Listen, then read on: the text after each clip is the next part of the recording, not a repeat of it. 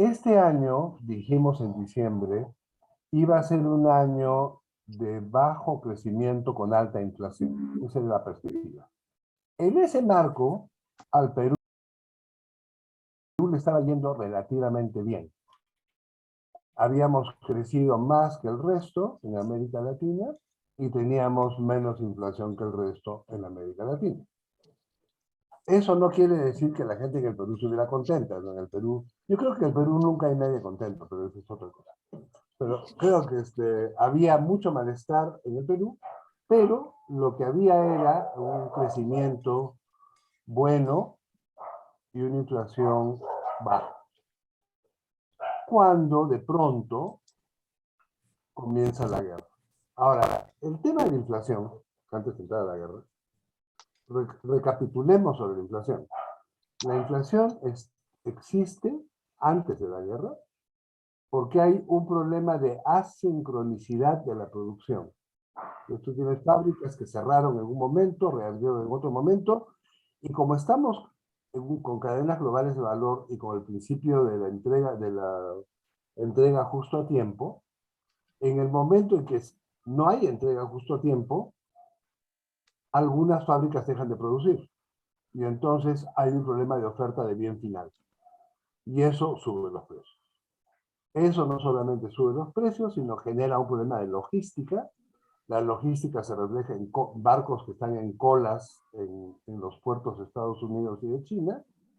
Y estas colas hacen que los contenedores, que tendrían que bajarse del barco, pues no estén. Los contenedores están en los barcos. Entonces hubo una escasez de contenedores.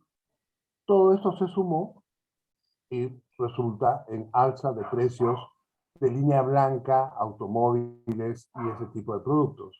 Productos que contienen microchips y productos que contienen insumos que vienen de Asia.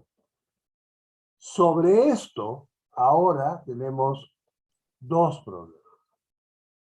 Uno es que todos los 70% de los microchips del mundo,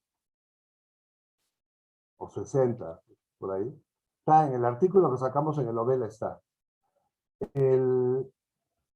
Son fabricados por un fabricante en Taiwán. Un fabricante de Taiwán produce la mayor parte de los microchips del mundo. Y este fabricante le vende a Corea, a la China, a Estados Unidos y a Europa. Y a Corea, claro, a Corea, a la China, a Estados Unidos y a Europa. Ellos maquilan lo que tienen que maquilar y el microchip regresa a, a China o regresa a Estados Unidos o regresa a Corea, donde se le hace en la siguiente etapa de complejización.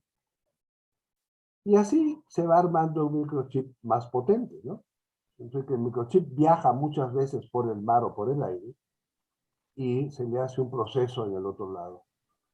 Pero Estados Unidos suspendió el comercio de microchips con China.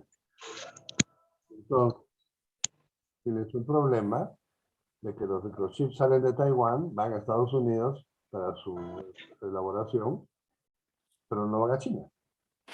Entonces hay falta de chips en China. Al haber falta de chips en China, China no puede proveer lo que necesita proveer y ahora, bueno, ya se puso de acuerdo, va a tener que fabricar microchips. O sea, no hay más, tiene que completar lo que le manda Taiwán. No hay vuelta. En eso está.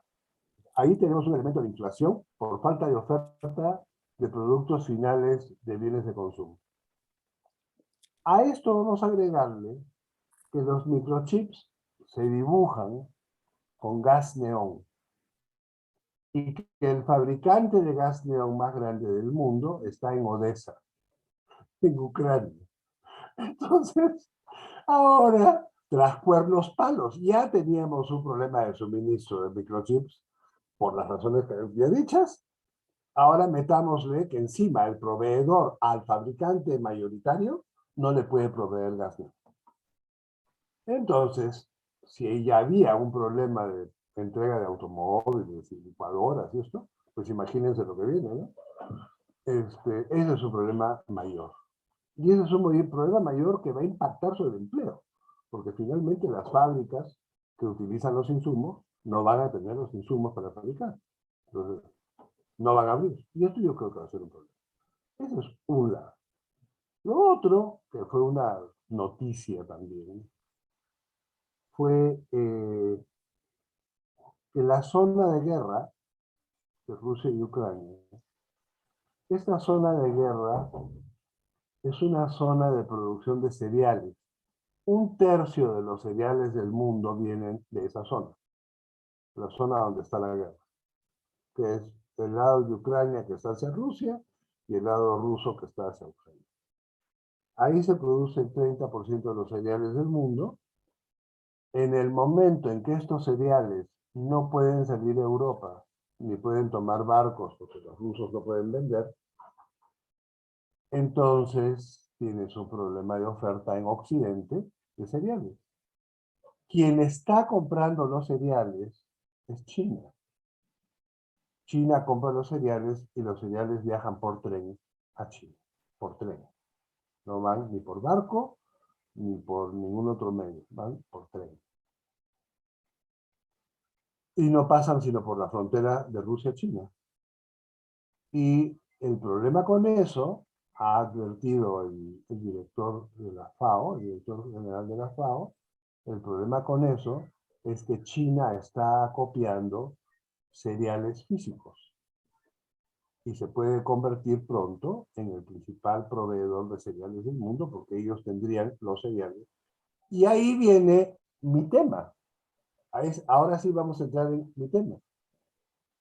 Si China se convierte en el principal proveedor de cereales del mundo, China puede cobrar sus cereales en yuanes y no venderlos ni en euros ni en dólares. Con lo que el mercado de commodities internacional, que desde la década de los años 50 está en dólares, comenzaría a pasarse a yuanes por los cereales.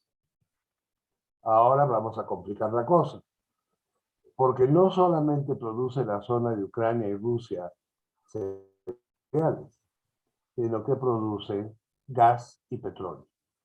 El gas y el petróleo actualmente salen por Sebastopol. Los barcos siguen saliendo. Es importante, porque no es que no hay suministro, sí hay suministro.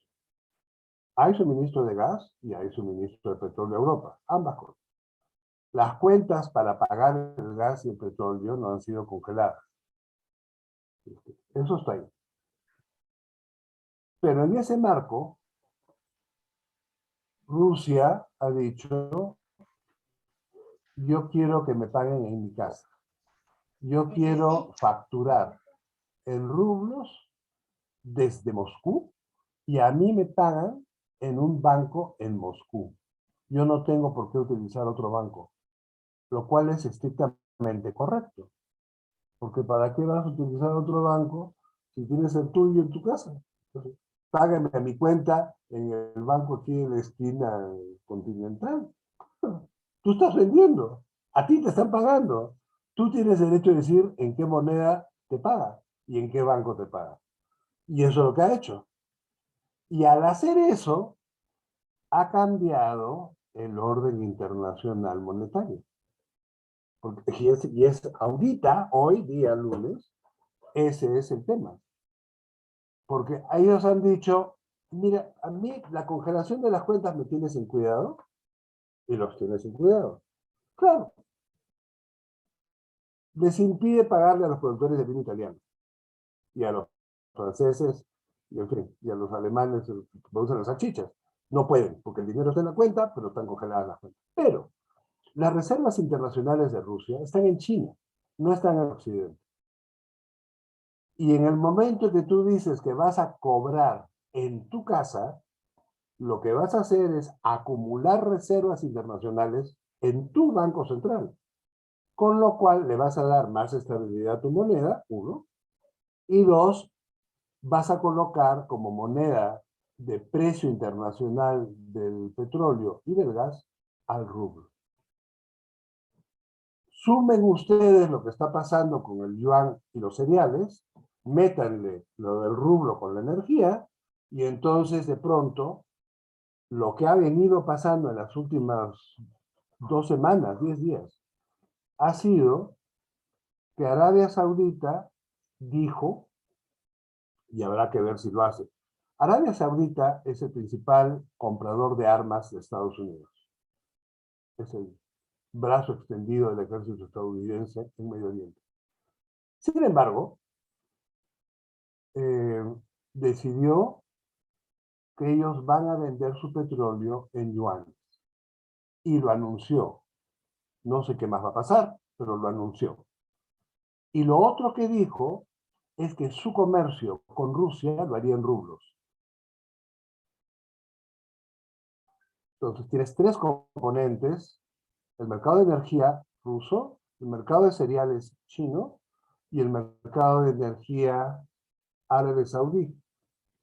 A esto vamos a sumarle un último ingrediente, que es el comercio de la India con Rusia.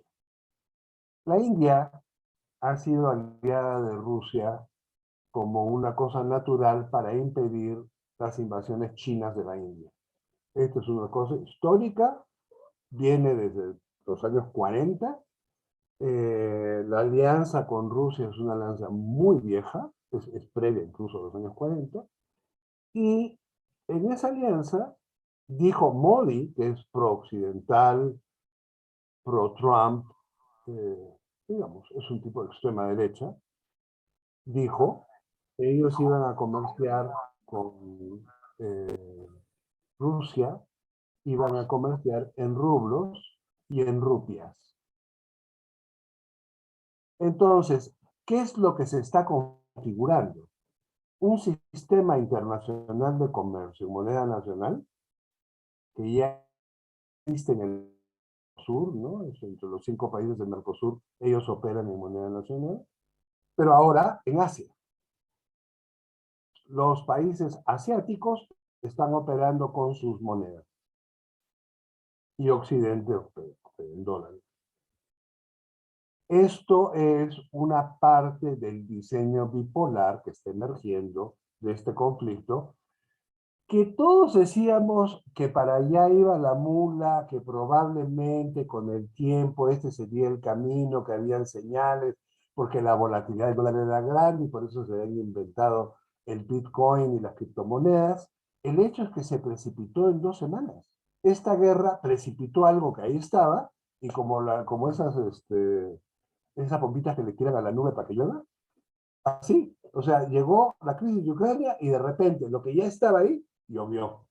Y comenzaron a operar o a anunciar que van a operar en sus propias monedas. Esto es un golpe adverso para Estados Unidos. No tenemos la menor idea cuán adverso, no tenemos la menor idea cuán profundo va a ser esto. Lo que sí sabemos es que si la India, la China, Rusia lo anuncian y Arabia Saudita, lo que les falta es Brasil y Sudáfrica, y están los BRICS. Y con los BRICS nomás tienes el 40% de la población del mundo. Nomás con los BRICS.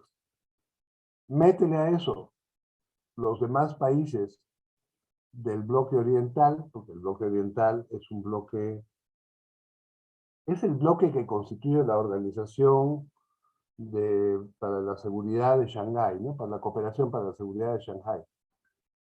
Esa organización para la cooperación de la seguridad de Shanghái se llama OCS, sí, Organización para la Cooperación para la Seguridad de Shanghái. Así se dice, Shanghái siendo donde se firmó el acuerdo.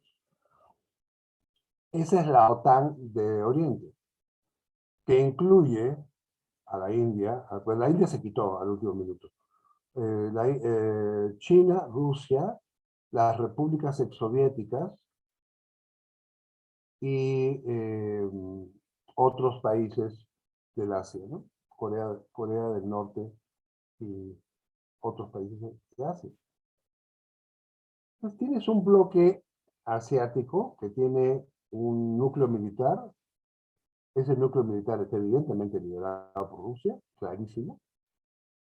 Tiene un liderazgo económico muy potente y tecnológico con China, es evidente, y tiene también un núcleo diplomático muy pesado. Y esto ha llevado a que en las votaciones en Naciones Unidas, las votaciones sean disímiles, sean votaciones donde los países asiáticos votan con Rusia o se abstienen de votar, que es como si votaran por Rusia, y los occidentales votan con Washington. Y no es 50-50, es 147 países con Washington y 60 y algo países con 65 países con Beijing. Pero los 65 países con Beijing tienen más población que los 147 países con Washington. Entonces, hay un cambio en el balance de poder mundial que está emergiendo muy claramente en el plano multilateral. Y es a lo que me referí como bipolaridad multilateral en una breve nota que hicimos en el observatorio. El observatorio sirve de Ovela para los que no saben qué es el observatorio. www.ovela.org. Este mundo nuevo, pues, entonces lo que nos da hoy es una perspectiva de crecimiento para el año 22 distinta, ¿no? O sea, lo que decíamos en diciembre, que el año 22 iba a ser un año con bajo crecimiento y alta inflación, bueno, ahora la inflación es bastante más alta de lo que pensábamos y el crecimiento va a ser bastante más bajo. Dicho eso, ¿ustedes se acuerdan que Dios nació en el Perú y era de la Plaza Italia y toda la cosa? Bueno, el Perú pues exporta materias primas, minerales, metálicos.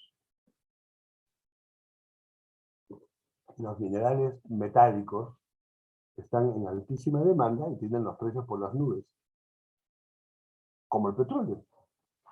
Ahora, como el Perú es un importador neto de petróleo, tenemos un balance negativo de petróleo. Pero el Perú es un exportador neto de alimentos, por un lado, y por el otro lado, de minerales metálicos. Entonces vamos a tener un impacto positivo en la balanza de pagos por el alza de los minerales metálicos, que va a ser más grande que el impacto del alza del petróleo para la balanza de pagos.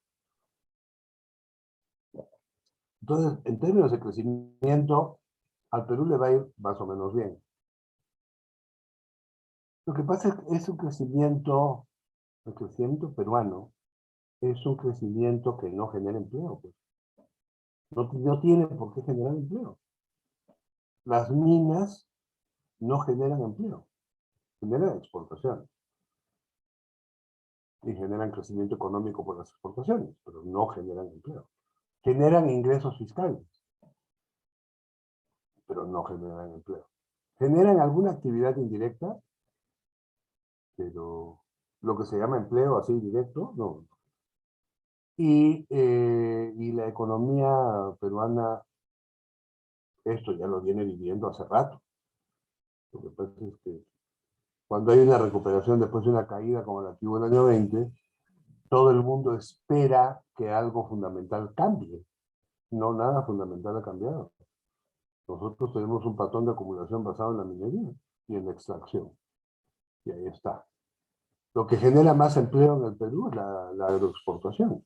Eso genera muchísimo empleo y la subida de los salarios mínimos supongo que va a impactar ahí bien, positivamente, y eso va a ser positivo para el incremento de la demanda, que va a reactivar la actividad económica indirecta de la economía peruana. Pero eso, digamos, es poco comparado a lo que se espera.